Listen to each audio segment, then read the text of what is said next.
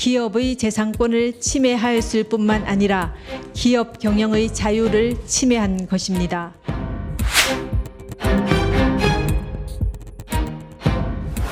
청와대의 어떤 기록물이 파기된다거나 방출된다거나 멸실되는 염려들이 많은데 청와대에 대한 압수수색 또 신속 파견.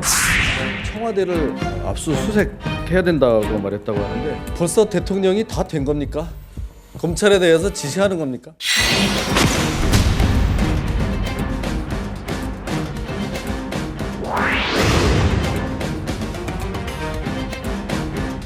시간이 걸리겠지만 진실은 반드시 밝혀진다고 믿고 있습니다.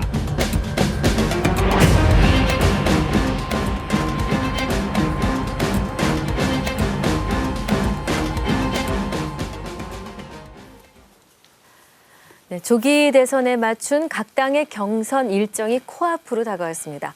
OX 따따 붙다 네 분의 패널 모시고 자세한 이야기 나눠보겠습니다. 어서 오십시오. 어서 오세요. 안녕하세요. 반갑습니다. 네, 오늘의 뜨거운 이 한마디부터 시작하겠습니다. 자, 어느 분이 시작하실까요? 제가 먼저 예, 서상임 박사. 안희정 지사의 한마디를 소개하겠습니다. 적폐 청산을 하기 위해 대연정해야 한다. 왜 주목했죠? 이게 말입니다. 적폐 청산이라고 할 때 적폐를 문재인 대표가 홀로 규정할 수 있는 것이냐. 국민들이 동감하지 않는 적폐라는 것은 있을 수가 없다. 그래서 대연정을 통해서라도 적폐를 청산해야 된다. 이런 얘기입니다. 근데 이걸 곱씹어 보면요. 이 문재인 대표가 얘기하고 있는 적폐가 자칫 잘못 가다가는 적폐 몰이로 화할 수 있다.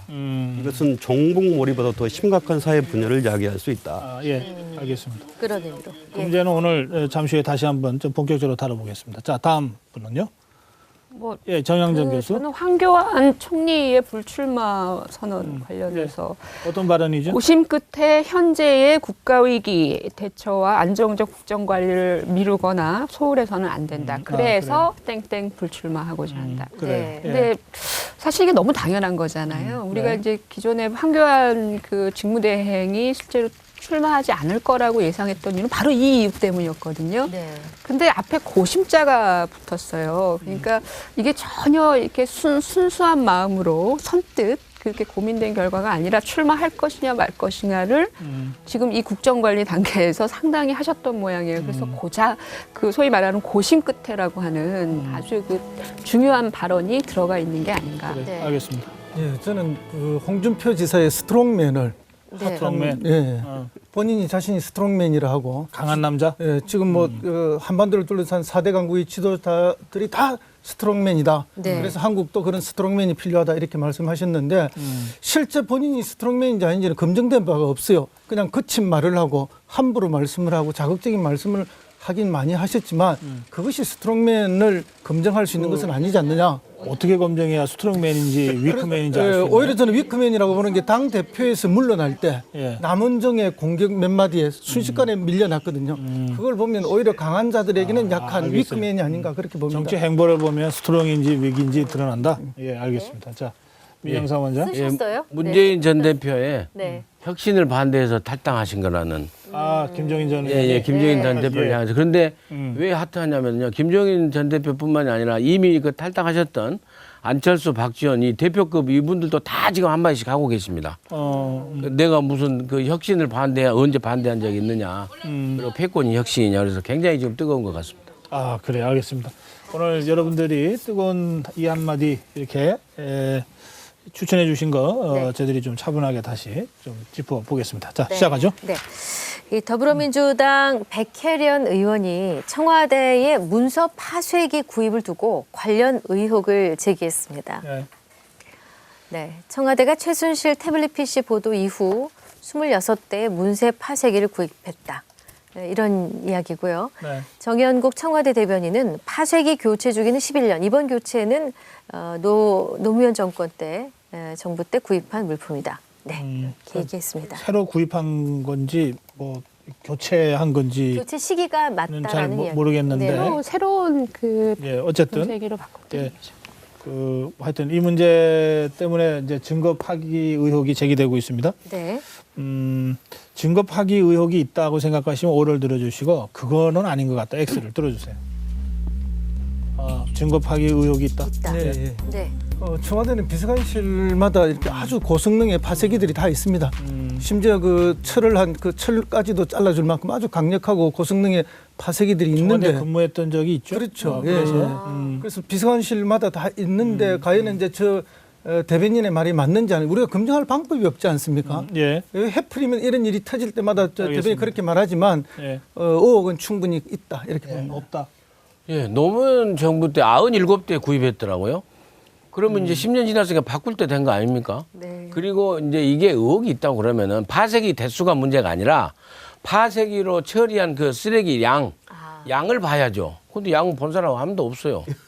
그 파쇄기 숫자만으로도 또는 그 구입 시기만을 놓고 보더라도 실제로는 의심의 여지가 충분히 있다라는 겁니다. 물론 지금 말씀하신 것처럼 11년 뭐 걸쳐서 주기를 통해서 교체했을 수 있는데 지금 청와대에서는 2016년 2월부터 2017년 2월 1년간에 걸쳐서 29대를 교체했다라는 얘기인데요.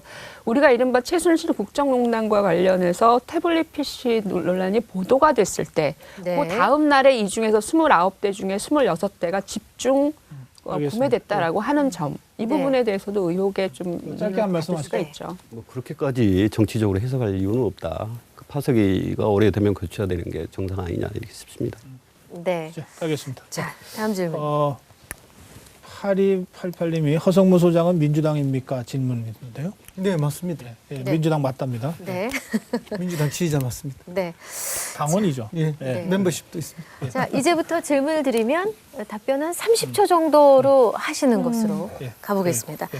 자, 21일 검찰 출석을 앞둔 박근혜 전 대통령 포토라인에서 과연 무슨 말을 할까?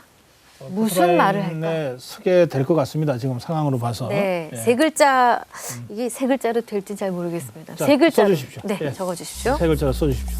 예. 박근혜 대통령이 포토라인에, 박근혜 전 대통령이 포토라인에 쓴다면 뭔가 한마디는 하고 검찰 수사를 받으러 들어갈 텐데 네. 어떤 말을 할까? 네. 세 글자입니다. 역겼음, 진인사, 에휴 하고 느낌표. 느낌표. 그다음에 그러니까 난 몰라. 예, 난 난 몰라. 몰라. 예, 진인사. 진인사 대천명이란 말이 있지 않습니까? 예. 자기 할 일을 다 하고 천명을 기다린다는 얘기인데요. 아마 진실을 밝히기 위해서 들어가는 데 있어서 내가 할 수 있는 모든 예. 것을 다해서 방어하겠다 알겠습니다. 이런 얘기를 하실 것 같습니다. 시청자 의견 난 몰라도 있군요. 예, 네. 난 몰라. 네.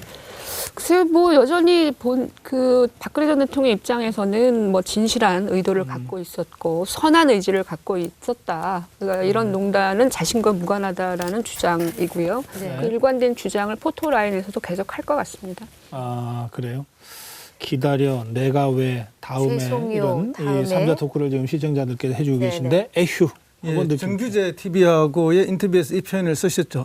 에휴, 엮어도 너무 엮었음. 그런 말씀하셨죠. 지금 본인은 엮였다고 생각하고 본인이 잘못했다고 전혀 생각하지 않기 때문에 이런 한마디에 탄식을 하지 않을까. 단식이다. 예, 네. 엮였음. 엮였음. 예, 엮인 거죠. 아니, 본인이 생각하기에 엮였다고 생각하면서 석자로 표현하라고 그래서 엮였음 이렇게 했는데요. 그러니까 헌법 위반과 헌법 수호 의지에 대해서 책임을 지고 이제 탄핵 파면된 것은 인정을 하지만은 형법상의 유죄 판결을 받을 일은 아니다라고 하면서 예. 완강하게 그 변론을 할 것 같습니다. 예, 네. 이 3자 토크 두고 봐. 희생양. 예. 엮였음도 또 있습니다. 네. 해보자. 네. 이런 뭐 굉장히 심정이 좀 복잡할 것 같아요. 네. 예. 샵 4560번으로 시청자들께서 지금 계속 함께 동참을 해주고 예. 계십니다. 고맙습니다. 자, 다음입니다. 박 전 대통령 측은 최재경 전 민정수석에게 변호인단에 합류해 줄 것을 요청했습니다. 그런데 뭐 지금 일단 고사했다는 거죠. 네. 예, 그리고 뭐 고민이 깊다는 건데 어떻습니까? 그 통상적으로 대통령을 모시는 여러 수석 비서관들 중에 민정수석은 바로 법률적 자문력이기도 하잖아요. 현직에 있을 때도. 그렇습니다. 그리고 퇴임 후에도 혹시 법률적으로 문제가 있을 때 민정수석을 지낸 사람들이 이건 뭐 무슨 법률적 의무는 아니지만 거의 정치적 의무 아닙니까? 예, 그런데 최재경 민정수석이 고민을 하고 있다 그래서 또 지금 일단 고사했다 그래서 이게 무슨 일인가 싶습니다. 이 최재경 전 민정수석 이 특수통으로 아주 이 강한 이미지를 보여줬던 사람인데 이 사람의 지금 심정이 어떨까요? 두 자를 한번 써주십시오. 네, 두 글자입니다. 저는 뭐 제 일감으로는 좀 이해가 안 됩니다. 민정수석은 그럼 왜 했나? 뭐 이런 생각도 들고요. 예. 네, 서상민 박사 물론 난감. 뭐 민정수석을 지낸 사람이 이 사람 하나만 아니죠. 지금 수사를 받고 있는 우병우 씨도 민정수석을 지냈고 여러 사람이 민정수석을 지냈습니다. 네. 예, 그러나 가장 마지막에 지낸 사람이 이 최재경 전 수석입니다. 난감, 곤란, 바위, 허참, 허참. 무슨 방송인 허참. 참 왜 내보고 이렇게 배를 맡아달라 하지 이런 정말 곤란하고 난감한 느낌이 있을 겁니다. 왠가 하면은 민정수석 들어갈 때에도 들어갈까 말까 많이 망설였다는 이야기가 있고 한번 수습을 위해서 가야 된다는 근위에 어쩔 수 없이 들어갔다는 이야기도 있지 않습니까? 네. 그리고 이제 중간에 들어가 보니 도저히 아니라 해서 그 사표까지 썼지만 수리가 안 돼가 한참 고생하다가 나왔기 때문에 지금 뭐 도저히 이걸 맞지는 않을 거라고 생각합니다. 그걸 잘 알면서 나한테 왜 이렇게 또 시키느냐. 참 정말 죽겠네 이런 느낌을 가질 겁니다. 아마 그 박근혜 정부 끝부분에 사실은 이분이 민정수석으로 이제 들어갔는데 그때부터 심정적으로는 뭐 탄핵과 특검이 다 예정되어 있을 때 그만두시려고 했거든요. 그때 이미 그 당시 현 정권과는 안녕했던 것이 아니냐. 그래서 뭐 충성도를 따지기도 전에 이미 서로 간의 루비콘강은 건너졌었다. 이렇게 보는 거죠. 정도 안 들었다 그 얘기신 거죠? 네. 예, 난감. 네, 청와대 근무는 40일밖에 안 됐다고 그러더라고요. 그런데 그 과정에서 이 혐의에 대해서 법률적으로 검토가 아마 개인적으로 했지 않았을까 싶습니다. 법률가니까. 그래서 변호사를 맡아달라는 요청이 좀 자기에게는 난감하게 다가오지 않았을까 이런 생각이 듭니다. 그래요? 곤란? 곤란하다고 생각할 것 같습니다. 근데 제가 생각할 적에는 좀 이해가 안 됩니다. 민정수석 제가 그 대검 차장을 지내시고 청와대 김대중 정부 민정수석 하셨던 분 보좌관을 했거든요. 그분요 시간 나면 김대중 대통령 묘소에 가시더라고요. 저 데리고 민정수석은 그렇게 함께하는 자리입니다. 그러면은 불타는 수레에서 혼자 뛰어내리신 격이 아닐까요? 저 혼자의 생각을 그렇게 해봅니다. 네, 시청자 여러분들 문자 좀 보겠습니다. 부담, 의혹, 싫어, 합류, 눈치 이런 단어들이 저희가 뭐 있습니다. 최재경 전 수석 개인에 대한 질문이라기보다 민정수석이라는 자리가 갖는 성격과 무거움이 있어서 저희가 이런 질문을 드려봤습니다. 네. 한편 박 전 대통령을 중심으로 한 친박계 의원들의 행보에 정치권이 날을 세우고 있습니다. 자, 관련된 발언이 있습니다. 먼저. 섰다 쉽게 하는 것이 아니라 국민과 당을 위한 것이 기준이 되어야 합니다. 자유한국당은 시류에 흔들리지는 않겠지만 필요하다면 어떠한 희생을 감수하고라도 징계를 지조하지 않을 것입니다. 불복 선언도 모자라서 구태 정치의 상징인 사저 정치를 시작했습니다. 사저 주변에서는 광장을 선동과 폭력으로 물들였던 친박 세력들이 초등학생들의 등하굣길을 위협하며 불법 집회를 하고 있고 경찰은 이를 수수방관하고 있습니다. 네, 이 경찰이 뭐 집회 금지 조치를 취했던 것으로 이렇게 보도가 되고 있습니다. 자, 그건 그렇고요. 그 한국당 임명진 비대위원장은 뭐 한 번 이렇게 그 자택으로 물러나는 대통령에 대해서 인사차가하는 것은 인간적으로 이해할 수 있으나 뭔가 여기서 더 나가서 이게 무슨 정치적인 집단 행동으로 간다면 이건 해당 행위로 간주해서 처벌하지 않을 수 없다 이런 입장입니다. 자, 그래서 이 친박 핵심 몇몇이 뭐 이 선에서 되게 없었던 일로 정리하고 하면은 뭐 처벌할 일도 없겠지만 뭔가 조직적인 정치적 움직임을 보일 경우에는 이제 처벌적으로 갈 수밖에 없는 상황이 됐는데 자, 질문 드리겠습니다. 만약에 징계를 한다면 어떻게 징계하는 것이 좋겠는지 두 자로 한번 써주십시오. 이게 뭐 징계 절차는 굉장히 복잡합니다. 한국당 경우에는 뭐 윤리위를 소집하고 또 그것을 최고위가 결정하고 이 확정하고 또 때로는 현역위원의 경우에는 뭐 의총을 열어야 될 수도 있고 네. 그렇습니다. 네. 자, 세 분이 출당이고 출당. 결별이라고. 출당이 현실적으로 어렵습니다. 예, 현역 국회의원들의 3분의 2의 동의를 받아야 되거든요. 의원총회를 열어서. 네. 그렇기 때문에 저는 그 징계를 스스로 징계를 해서 그분들과 결별하는 것이 그분들을 갖다 징계하는 것이다. 저는 그렇게 정치적으로 해석해 봤습니다. 아, 그래요. 나머지 세 분은 다 출당이시군요. 네, 같은 뜻입니다. 근데 방금 말씀하신 것처럼 출당을 하려면 3분의 2의 그게 어길이 있기 때문에 그게 현실적으로 불가능하거든요. 네. 그렇기 때문에 결국은 이제 벙카가 될 수밖에 없다. 벙카가 뭐예요? 네, 뭐 그냥 급하면 주고 마는 거다. 말만 하고 마는 게 될 수밖에 없는 게 아닌가. 그렇게 보는데 왜인가 하면은 저기 이 어른들이 지금 그걸 받지 않았습니까? 이미 징계를 받은 분들이 많아요. 당원권 정지를. 네. 근데 그 다음에 그러면 징계는 그러면 출당 말고는 없지 않습니까? 근데 그건 현실적으로 불가능하거든요.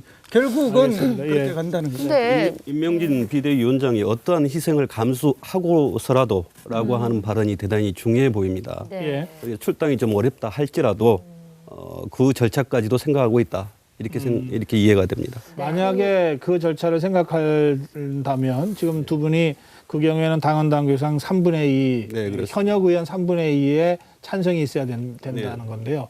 가능할 것 같습니까? 그 과정까지가 상당히 그 해당자들에게 충격을 주지 않겠느냐. 그 과정, 그래서 가능할 것 같습니까? 어떨까요? 불가능할 것 같습니다만.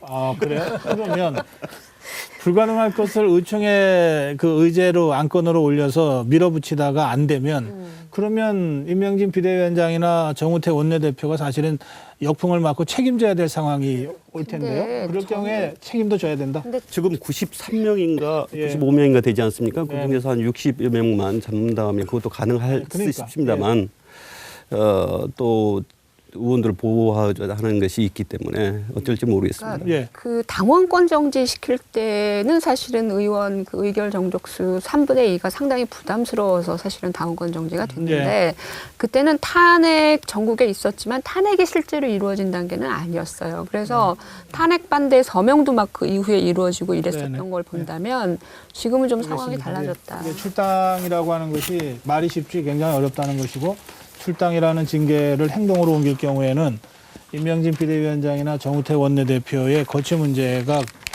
걸릴 수밖에 없는 문제다라고 하는 것을 저희들이 좀 시청자들께서 이해하시면서 봐주시면 좋을 것 같습니다. 그럼 다음 질문을 못 드리겠는데요. 어떤 원래 거요? 다음 질문은 만약에 출당 조치가 취해졌을 때 바른정당과 합당이 가능할 것인가 말 것인가 여쭈려고 그랬어요. 왜 가능하지 할까요? 않겠습니까? 출당이 뭐 어렵다고 어렵다고는 다들 하지만 하시니까. 그래도 뭐 세상 일이나 모르는 거 아닙니까? 한번 여쭤볼까요? 네. 누가 합당을 한다는 겁니까? 그러니까 남아있는 분들과 남아있는 분들과 바른정당이죠. 바른정당. 예, 그렇습니다. 합당이 가능하다면 지금 문제가 되고 있는 친박 핵심 의원들이 이제 징계를 받아서 출당이 된다면 그러면 이제 남아있는 한국당과 바른정당 간에 합당 얘기가 물살을 탈 수도 있다 이런 예측이 있습니다. 가능성은 높아졌죠. 가능성이 있다고 있다면 O. 질문도 안 드렸는데 가능성이 있다 생각하시면 O 아니면 X 들어주세요. 네. 하도 네 문제를 분 다- 많이 만나셔서. 네 분 다 가능성이 어머. 있다 보시는 거죠? 바른 한국당이 생기는 거죠. 뭐. 그래요. 알겠습니다. 그런데 예. 중요한 문제는요. 네. 여기서 바른한국당이 내에서도 지금 자유한국당 내에서도 바른한국당 몇몇 인사에 대해서 바른정당. 바른정당 인사들에 대한 비토를 할 가능성도 있다. 예를 들면은 김무성 대표라든지 몇몇에 대해서 그걸 제외하고 합당을 요구할 수도 있다 이렇게 생각이 돼요. 아 그래요? 네. 한국당에서 우리도 몇 명 정리했으니까 네. 당신도 몇 명 정리해라 이렇게? 아니 무엇 때문에 그게 정리가 돼야 되는 거예요? 알겠습니다. 도저히 받아들일 수 없는 선이 있을 것 같거든요. 지금 시청자들은 가능하다고 하는 쪽으로 의견들을 많이 보내주고 계십니다. 그건 뭐 네 분이 다 지금 가능하다고 드셨으니까요. 네, 다음으로 가겠습니다. 네. 이제 대선 전국을 살펴보겠습니다. 황교안 권한대행의 불출마가 확실시된 가운데 보수 표심이 어디를 향할까? 누구에게 향할까? 주목되고 있죠. 지금 화면이 있는데요. 예, 사실은 저희가 어제 저희 패널들한테 질문 드렸고 시청자들한테도 같은 질문 드렸고 홍준표 후보 쪽으로 표가 많이 갈 거다라고 하는 게 많았습니다. 대답이. 실제로 여론조사 오늘 나온 거 보니까 그렇더라고요. 예, 시청자들이 굉장히 무서운 시청자들입니다. 답변 잘 하셔야 됩니다. 네. 자, 질문이 뭐죠? 네. 보수 대안의 인물을 추천한다. 아, 예. 누구라고 생각하십니까? 이제 누구냐? 이제는 누가? 반기문 총장 불출마, 황교안 권한대행 불출마로 이제 거의 변수가 사라진 상태입니다. 네. 이런 상태에서 누군가 한 사람을 보수권에서 네. 한국당, 바른정당 또 제3지대에서 고민할 수밖에 없는데 그 보수의 후보 또 다르게 표현하면 문재인 대항마가 되겠습니다. 그게 네. 누구냐 써주십시오. 지금 홍준표 나왔고요. 없음 나왔고 없음. 네. 김병준 교수가 나왔고요. 네. 그다음에 김관영 경북지사가 네. 나왔습니다. 없음은 제가 설명 안 듣겠습니다. 네. 김관영 경북지사. 저번에 TV조선 이 프로그램에 나와서 예. 인터뷰 하시는 걸 봤는데 네네. 생각보다 이 생각하시는 것이 폭이 넓은 생각을 하고 계시더라고요. 그래서 이 정도 되면 TK 또 지역을 기반하고 있고 네. 그래서 상당히 많은 표들이 몰리지 않을까 하는 생각이 들고요. 두 번째는 역시 정치 요체는 부국 강병이 아니겠습니까? 민생 문제를 해결하고 그다음에 국민의 생존권을 지키는 것이 그 정치 요체인데 네. 그 말씀하시는 거 들어보니까 이 두 가지 문제에 대해서 확실한 자기 비전을 가지고 계신 것 같다. 네. 그래서 보수 그 지역적 기반과 이런 생각들이 좀 합쳐져서 좀 홍준표 지사를 좀 넘어서지 않을까 싶습니다. 김관영 후보다. 네. 네. 김병준 교수. 예.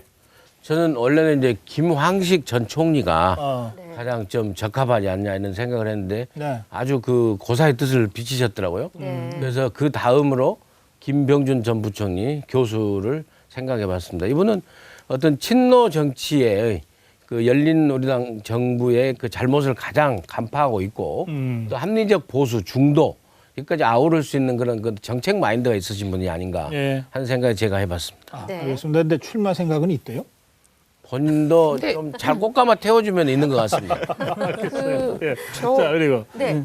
홍준표 후보 네. 지사. 예. 그렇습니다. 우리나라에 그 합리적 중도도 있고 합리적 보수도 있고 또 점잖은 보수도 많이 있을 거라고 생각합니다. 근데 그분들의 목소리는 잘 들리지 않고 지금 대한민국의 보수는 대체로 아주 거칠고 막말을 많이 하시고 아주 투박한 그런 보수의 얼굴들을 우리가 집회 현장에서 많이 봐왔거든요. 그 보수의 얼굴을 가장 잘 상징할 수 있는 얼굴들 중에 여러분이 있겠습니다만은 홍준표 지사님이 가장 좀 적합한 인물이 아닌가. 본인은 스트롱맨이라 하지만 그래서 오늘 홍준표 좀 역선택한 겁니까? 한번 추천해 봅니다. 네. 예? 역선택한 겁니까? 예. 현실적으로 홍준표 지사가 보수의 얼굴이 될 가능성이 높다고 봅니다. 지금. 시청자 문자로는 홍준표 후보가 제일 많습니다. 상당히 많은데 그다음으로 안철수. 그러나 지금 허성모 소장의 홍준표 추천은 왠지 네. 왜냐하면 실제 보수를 표방하시는 분들이 자기들을 시원하게 대변해 줄 수 있는 분을 원하기 때문에 알겠어요. 홍준표 네. 지사가 가장 유력하다고 보고 소장님 있습니다. 말씀에 제가 좀 동의할 수 어려운 게 뭐냐면요. 네. 보수는 어련히 그렇게 말을 한다라는 인식이 대단히 듣기가 거북스럽다. 아닙니다. 그건 제 말을 다 못 이해해서 그러신 거고요. 잠깐요. 예, 말씀하세요. 아니 그런 보수들의 입장을 홍준표 지사가 대변하는 것은 일부 맞습니다만은 그것은 정치인이 정치적인 해결을 하는 거고 그다음에 보수적 생각을 가지고 있는 대다수의 국민들, 많은 국민들께서는 그런 걸 싫어하십니다. 그런데 거기다 대고 홍준표 지사가 보수를 대변하고 그렇게 그것을 대변하고 있다고 말씀하시면 지금 문재인 대표가 35% 하고 있습니다. 문재인 대표를 찍지 않겠다는 사람도 65%가 되는 겁니다. 그중에 보수가 40%는 됩니다. 그 국민들한테 욕보이는 겁니다. 예. 그럼 반론 제가 시간 드릴게요. 분명히 전제를 했습니다. 합리적 중도, 합리적 보수도 많이 계시는데 점잖은 보수도 계시는데 그분들은 표현이 없다. 지금 우리 보수를 표현하고 계신 분들은 거칠고 투박하게 지금 하고 계시다. 그렇기 때문에 지금 전면에 나서 있는 그분들을 잘 대변할 수 있는 분은 홍준표 지사다. 알겠습니다. 그래서 말씀드리는 겁니다. 네, 정현정 교수님 아까부터. 예, 왜냐하면 아니, 왜 없는 없음을 것에 대한 써가지고. 이유를 물어봐 주시면 좋았을 텐데 왜? 저는 질문이 이게 무슨 나중에 무슨 범보수, 중도개혁 보수 이렇게 통합 후보 말씀하시는 게 아니라 지금 현재의 보수, 그러니까 그 황교안 총리가 불출마한 상태에 이른바 새로운 보수 후보가 네. 나설 수 있느냐 없는 것 같아요. 네. 그렇다면 아니 그렇게 질문 드린 거예요. 그래서 없다고 저는 오히려 답변하신 거 보수 맞아요. 쪽에서는 예. 인물로서의 대안이 지금 알겠습니다. 현재로서는 없다. 지금 네. 이익선 나왔습니다. 네? 아이고 이런 얻으셨네요. 아니 저는 시청자 여러분들이 그 정치 시사 프로를 보시면서 가끔 화도 나시고 속도 네. 상하시지만 저희 라이브 쇼를 보시면서 함께 즐기고 계시다고 생각하고 있습니다. 감사합니다. 네. 자 한편 그 대구 서문시장에서 홍준표 지사의 출정식이 예정된 가운데요. 자유한국당 김진태 의원이 이것을 비난하고 나섰죠. 먼저 들어보겠습니다. 네. 홍 지사님은 며칠 뒤에 대구 서문시장에서 출정식을 한다고 합니다. 그 서문시장은 박통이 정치적 고비가 있을 때마다 찾아갔던 그런 곳입니다. 박근혜를 머릿속에서 지우려면 출정식 장소부터 바꾸고 나서 하시는 게 대구 서문시장이 박근혜 시장이가 참 의의가 없는. 내가 옛날에 대구 서문시장에서 거기서 놀았다. 초중고등학교 다닐 때. 아이고 참나 의의가 없는 소리 하고 있네. 내가 그 친구하고 무슨 말상대가 되노? 앞으로 괜히 아들 이야기해갖고 열받게 하지 마. 알겠습니다. 그냥 그건 개인적인 도리지. 난 그래 하는 게 오히려 아름다운 모습이라고. 네. 예, 홍준표 지사가 대구에서 그 초중고등학교를 다녔습니다. 네. 예, 그 영남고등학교인가요? 네, 제 맞습니다. 기억 그렇습니다. 예, 그래서 사실 대구에서 컸다고 할 수도 있고 이제 그런저런 인연으로 이제 서문시장을 선택했는데 김진태 후보가 이제 어쨌든 좀 비판을 했다가 지금 저렇게까지 됐습니다. 네. 지금 그 홍준표 지사의 그 속마음, 황교안 권한대행이 그 불출마 선언하고 나서 어쨌든 홍준표 후보 쪽으로 제일 표가 지금 많이 모이고 있거든요. 예, 지금의 이 홍준표 지사의 속마음을 한번 짚어주시죠. 세 글자로 해보겠습니다. 예, 세 자로, 세 글자. 세 글자로 네. 한번. 시청자 여러분도 알겠습니다. 함께 예. 도와주십시오. 샵 4560. 오늘 10,000번째 문자를 저희가 목표 삼고 있습니다. 가능할지 잘 모르겠습니다.만 10,000번째 문자 주신 분께 예. 선물을 드릴 겁니다. 네. 네. 한, 후, 홍, 아싸 느낌표, 때가 옴, 그리고 찬스다. 네. 예, 다 느낌이 비슷비슷한데 우선 한웅은 뭔지 모르겠네요. 근데 요즘 말을 줄여서 하는 게 유행인가 보다. 예. 네. 한국당 후보 홍준표. 뭐 지금 선거 운동하시는 것 같아요. 그렇게 그런 속마음을 가지고 있지 않겠는가. 그래서 김진태 의원이 비판하는 것도 따옴표 치고 말씀대로 놀고 있네 이런 생각이 하고 있지 않을까 싶습니다. 그래, 아싸. 그렇죠. 이젠 나밖에 없네. 뭐 이런 거 아니겠습니까? 아까 뭐 예. 7%로 갑자기 뭐 여론 지지율이 올랐다니까 뭐 어떻게 되든 그래도 신나는 그런 목소리 아싸. 네. 그래요. 때가 때가 없다. 옴. 그리고요. 뭐 예, 찬스다. 다 같은 정말 얘기죠. 같은 뜻입니다. 예, 예. 네. 예. 넘어가겠습니다. 네. 홍준표 지사의 마음이 대체로 이럴 것 같긴 합니다. 지금. 네. 그 시청자 여러분들 주신 과감해지신 것 같아요. 예. 발언이. 시청자 여러분들은 대찬성, 그렇지, 내 거야 이런 나 최고 이런 문자들이 들어와 있습니다. 자 한편 바른정당의 주호영 원내대표는 자유한국당 대선 후보 상황을 두고 이런 표현을 전했습니다. 자유한국당 대통령 후보가 풍년이다. 꼴뚜기가 뛰니까 망둥이도 뛴다. 이런 표현입니다. 네. 예. 어쨌든 저 꼴뚜기가 뛰니까 망둥이도 뛴다. 이거는 뭐 속담이죠. 예. 네. 예. 그래요. 그래서 다들 저 주호영 원내대표처럼 지금 한국당의 상황, 당마다 뭐 후보가 우리가 국민들이 몰라서 그렇지 많습니다. 네. 국민의당은 6명인가 6명이죠. 그렇죠? 네. 예. 우리가 알기로는 안철수, 손학규, 뭐 박주선 의원까지는 보도가 돼서 알겠는데 그 밖에도 3분이 더 있습니다. 네. 더불어민주당은 4명이죠. 최선 그렇습니다. 후보까지 포함해서. 네. 바른정당은 둘입니까? 둘인 네. 것 같습니다. 아직까지는. 네. 그런데 한국당은 10명 가까이 되죠. 예. 그러니까 후보가 제일 많은 당입니다. 지금의 이 한국당의 상황을 주호영 대표처럼 속담으로 한번 표현해 주시죠. 속담입니다. 딱 맞는 속담이 쓰지는 뭐가 말고요. 있을까요? 아니요, 쓰십시오. 쓰실까요? 예. 네네네.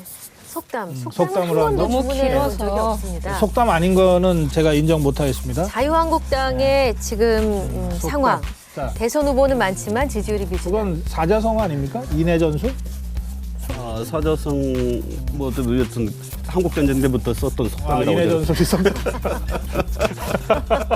네. 인해전술. 네. 인해전술 좀 듣겠습니다. 네. 네, 지지율이 다 좀 낮고 그러니까 커다란 빅 리그를 좀 만들어가지고 예. 경선에서 흥행을 좀 노린다 이런 알겠습니다. 생각을 네. 하지 않을까 싶습니다. 뭐 도토리 키재기가 구영 의원이 바로 보내셨는데 네. 도토리 키재기가 나왔네요. 네. 예.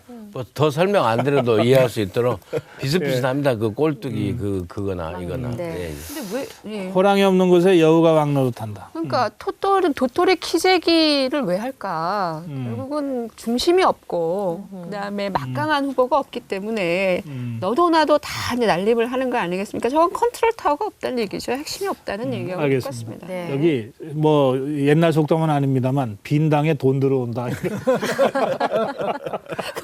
이게 저 후보들이 네. 공탁금을 내기 때문에 네. 그 얘기를 하시는 것 같습니다. 네. 친구 따라 장에 간다. 이 장이 있었잖아요. 어. 자기가 뭐 특별하게 후보가 될 것도 아닌데 친구 따라 장에 가듯이 너도 나도 지금 후보하겠다고 나서는 그런 상황인 것 같습니다. 그래요. 소문난 잔치에 먹을 거 없다.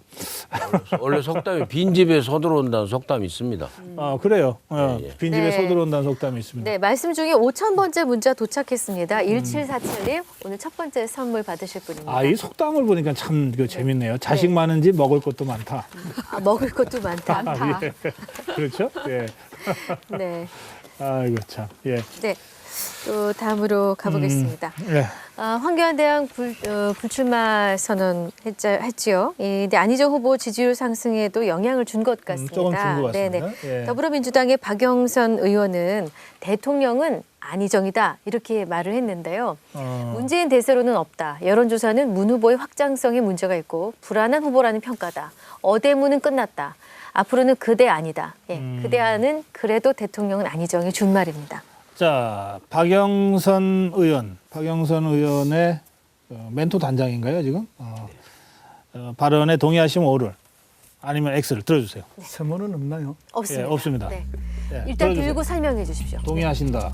동의 못한다. 동의 못한다. 동의하신다. 예, 네. 서상민 박사. 저는 애초부터 대세로는 없다 이렇게 주장을 해왔지 않습니까? 예. 그랬기 때문에 저 박영선 의원의 저 말이 충분히 공감이 됩니다. 그리고 이미 공감을 하고 있고요. 네. 그러면 온대. 그럼 뭐예요? 죄송합니다. 다른 패널 말씀 결과가 마음 바뀌셨어요? 그럴 가능성도 충분히 있어 보인다. 네. 그렇게 보고 있습니다. 저도 바꿔야 되나 그럼? 예, 홍성무 보자. 예, 방금 서 박사님 말씀하신 것처럼 새로운 가능성을 조금 엿볼 수는 있죠. 네. 그러나 지금 그 문재인 후보의 조직력이라든지 지지율을 볼 때 그걸 뒤집기는 매우 어렵지 않는가 그렇게 봅니다. 예. 확장성의 문제는 본선에서 거론될 문제인 것 같고요. 네. 제가 볼 때는 지금 당내 경선은 어쨌든 조직 능력과 또 문재인 그 후보가 민주당 지지자들에서 상당 부분 지지율이 나오고 있잖아요. 그 네. 갭도 커지고 있고 그런 상황을 본다 그러면 아직까지 그렇게 뭐 그대안이 될까. 근데 저는 결선 투표 가면은 네. 그대안이 될 수도 있다. 그래서 그 동그라미로 했었습니다. NC 당초부터. 큰 뜻이 있으셨군요. 예. 저는 친구 따라 강남 근데 가셨죠. 반대한데 엑스라게 해가지고 그 잘못. 알겠습니다. 예. 네. 자, 이제 이번에는 민주당을 좀 짚어보겠습니다. 문재인 캠프 영입 인사들의 박영선 의원이나 네. 안희정 후보도 민주당이었습니다. 그렇죠. 네. 다른 당 짚은 것처럼 말씀을 하셔서 네, 문재인 캠프 영입 인사들의 실언이 또 문제가 되고 있습니다. 화면을 좀 잠깐 보실게요. 예. 네. 문재인 캠프의 문용식 가짜뉴스 대책 단장이 SNS에 올린 글입니다. 문재인 침해설을 퍼뜨린 자를 고발 조치한다. 우리의 모토는 한 놈만 팬다. 걸리면 죽는다. 이다. SNS상에 올린 글입니다. 예, 뭐 영화에 저런 그 대사가 있고 예. 그거를 조금 차용한 것으로 보입니다. 네. 예. 제가 문영식 단장을 개인적으로 꽤 오래전부터 아는 사이인데 네. 뭐 평소에 저렇게 거친 사람은 아닙니다. 예, 그러나 정치고요. 페이스북에 이렇게 네. 올렸기 때문에 지금 논란이 되고 있습니다. 그래서 문영식 단장한테 한 마디씩 해주시죠. 네. 세자로 세 한번 글자. 해주시죠. 문 단장에게. 이 트위터 같습니다. 화면상으로. 아, 네, 그래요? 네, 네. 예.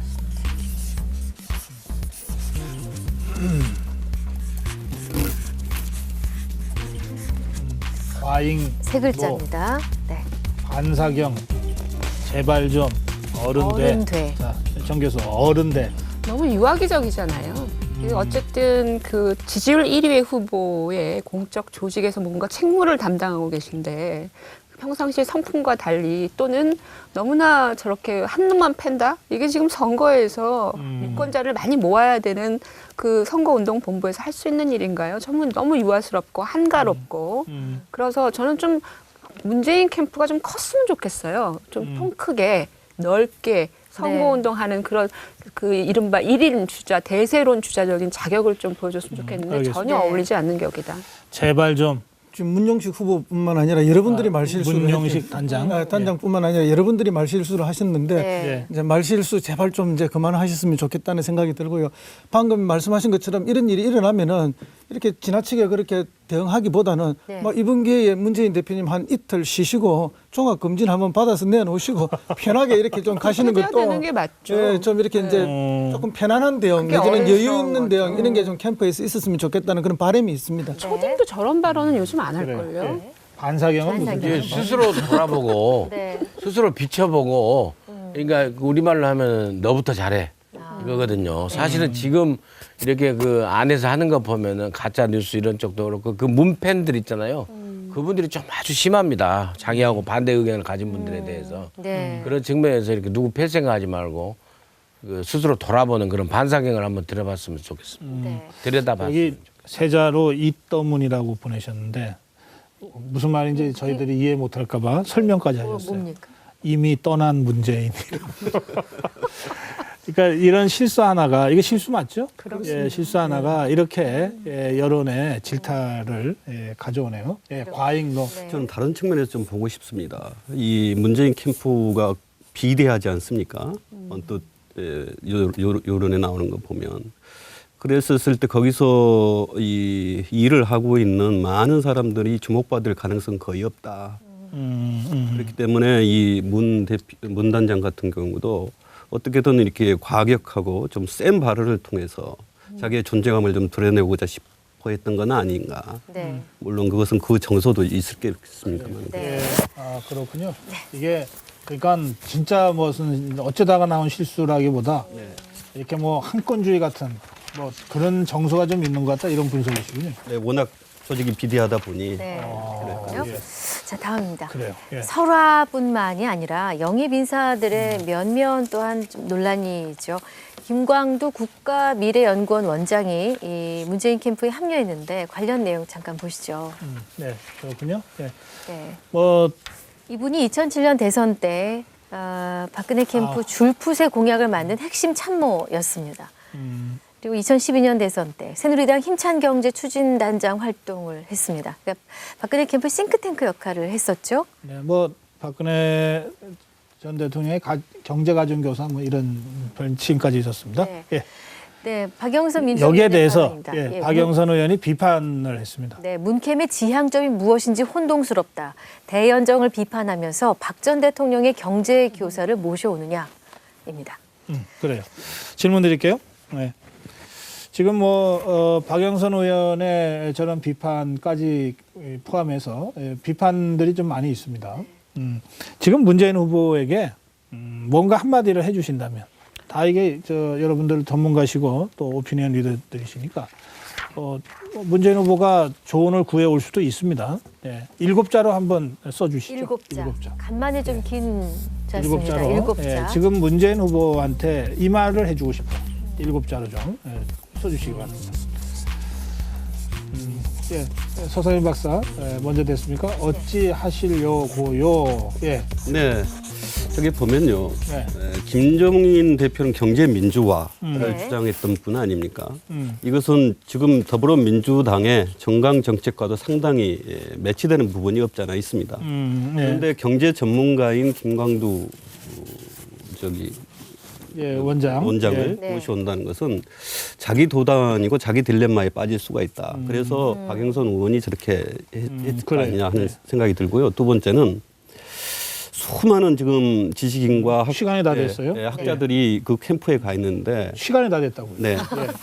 시간이 다 됐다고요. 대통령병 고쳐라 이렇게 7자로 또 시청자 문자에 소개해드리고요. 끝난 게 아니에요. 아니 지금 비슷해요. 시청자분 말씀하신 것처럼 대통령이 이미 되신 분 같아요. 근데 이미 경제민주화 하신다는 그 박근혜 대통령의 어떤 캠프에 계셨던 김종인 위원장을 모셔왔다가 또 그냥 내보내셨잖아요. 그런데 또 지금 비슷한 패턴을 하고 계시단 말이에요. 근데 네. 아마 선거운동 안 하시려고 하는 것 같아요. 그냥 내가 다 집권했다 이렇게 보신 것 같아요. 근데 끝난 게 아닌 것 같습니다. 끝난 게 아니에요. 네, 예. 아니다. 다 된 밥에 코 빠져. 7자 맞네요. 예. 옥석을 가리자. 그렇죠. 예, 많은 분들을 영입하고 계신데 그중에 옥석을 잘 가리는 것이 집권하는 데 큰 도움이 될 것이다. 그렇지 않으면은 오히려 그것이 이제 발목을 잡는 그런 모습으로 나오는데 이미 이제 여러 가지 그런 몇 가지 사례가 있었죠. 그러나 이제 워낙 또 많은 분들이 모이다 보면 가지 많은 나무에 바람 잘 날이 없습니다. 그만큼 이제 가지가 또 무성해야만 집권을 할 수 있기 때문에 그런 또 부작용은 또 어쩔 수 없이 일어나는 것이 아닌가 그렇게 네. 생각합니다. 네. 예. 그리고요. 단속부터 집단속부터 해야. 예. 단속부터 해야. 원래 집안 단속부터 해야 된다라는 그런 의미인데요. 지금 보니까 영입 인사들 보면요, 영입하시는 분들이 또 다 문제예요. 안보의 전인범, 외교의 정세현 전 장관, 그다음에 저기 경제 김광도 지금 이렇게 됐고요. 네, 네. 아무튼 그렇게 해가지고 이게 좀 그 집안 단속부터 검증 시스템부터 해야 되지 않나. 알겠어요. 예, 예. 예. 7자로 딱 많이 보내셨습니다. 주시는데요. 수신, 제가, 평, 천하 맞네요. 8558님 골라서 데려왔네. 제가 이런 시청자 문자 볼 때마다 아 우리 전문가 패널들보다 나으시구나. 그런 생각을 제가 계속하면서 진행을 합니다. 네, 8689님 사람이 없는 거야. 4591님 보는 눈을 키워라 이렇게 주셨습니다. 자, 다음 주제로 가보겠습니다. 네, 김종인 전 대표 탈당에 대한 입장도 그렇고요. 이 되짚어 보면은 안철수 후보, 박지원 대표도 민주당을 떠났습니다. 관련한 비판 발언 듣겠습니다. 네. 혁신하겠다고 하는 당 대표가 비례대표를 누구를 주자. 누구에게는 지역구 공천을 주자. 이것이 혁신입니까? 혁신이 구성 전에 공천을 대표 마음대로 내정하는 것이 혁신입니까? 문 전 대표는 손학규 전 대표 도움으로 민주당에 입당하여 야당의 지도자가 되었습니다. 지난 대선에서 안철수 전 대표 도움으로 대통령이 될 뻔했습니다. 지난 총선에서 김종인 전 대표 도움으로 더불어민주당이 큰 승리를 거두었고 그것을 기반으로 유력한 대선 후보가 되었습니다. 그런데 은혜를 갚기는커녕 패권과 독선으로 그분들을 당에서 내쫓고 폄하하였습니다. 네. 네, 문병호 최고위원의 발언에 동의하시면 O를 아니면 X를 들어주세요. 문재인 들어주십시오. 후보 입장에서 굉장히 아니다. 아픈 발언. 동의할 수 없다. 예. 네. 예, 저것은 이제 오로지 한쪽 면만 보고 하신 말씀이기 때문에 한 면은 맞지만 양면이 다 맞는 말씀은 아니다. 왜냐하면 어떤 문제가 생겨서 헤어질 때는 한 사람만의 잘못으로 헤어지는 것은 아니거든요. 네. 각자의 원인이 다 있습니다. 그래서 지나치게 문재인 대표를 공격한 것이다. 물론 뭐 문재인 대표 쪽에서 공격받을 만한 사람도 있지만 좀 짧게 하죠. 네. 아니 그 사실은 본인이 패권을 쟁취하기 위해서 나름대로 그 독주를 하게 되면 어떤 사람도 그리고 협의하려고 했는데 그걸 협의하지 않으면 폐쇄적이면 실제로는 견딜 수가 없는 거죠. 그러면서 다 내보낼 수밖에 없는 거고 그런데 어부지리는 계속 얻으셨어요. 알겠습니다. 네. 예, 시청자 문자도 OX를 같이 하시는데 아직 X는 한 분도 안 보입니다. 예, 마지막 질문으로 가겠습니다. 네. 대선 주자 지지율 1위, 뭐 확고부동한 1위입니다. 그런데 이런저런 리더십에 대한 문제제도 같이 있죠. 문재인 후보의 리더십에 두 자로 평가를 좀 해주십시오. 어떻게 평가합니까? 시간이 별로 없기 때문에 네. 7자, 5자 못 드립니다. 딱 두 자로 두 글자. 평가해 주십시오. 문재인 후보의 리더십을 어떻게 평가하십니까? 두 글자입니다. 네. 불안, 독선, 1% 그리고 편승. 편승. 편승이 무슨 뜻입니까? 방금 문병호 그 국민의당 최고위원이 얘기한 거랑 맥락이 같은데요. 문재인 후보 스스로가 당의 어떤 당권을 장악하고 한 것이 별로 없어요. 다른 분들을 불쏘시개 삼아서 한 게 다죠. 편성한 리더십이다. 네. 1%. 예, 정말 뭐 인품도 훌륭하시고 굉장히 뭐 뛰어난 분이시긴 한데 이제 방금 이런 분들이 나가고 들어오고 할 때 좀 더 따뜻하고 인간미로 좀 이렇게 했다면 또 한다면 지금보다는 리스크가 좀 더 줄어들지 않겠느냐. 그리고 또 이런 아픔이 조금 더 줄지. 1% 부족하다. 네, 그래서 1%가 부족하다. 네. 1%를 조금만 채워주십사 하는 그런 말씀. 내가 옳고 나 아니면 그르다 네. 하는 아주 독선적인 생각을 가지고 있습니다. 그러니까 내 편이면 옳은 사람이고 나무 편이면 옳지 않은 사람이다 하고 하는 대단히 이분법적이고 독선적인 리더십을 가지고 있다. 그래서 많은 분들이 떠나고 또 거기에 거기까지요? 네. 불안. 예, 우리 그 국민들이 믿고 맡기기에는 상당히 불안한 리더십이 아닌가.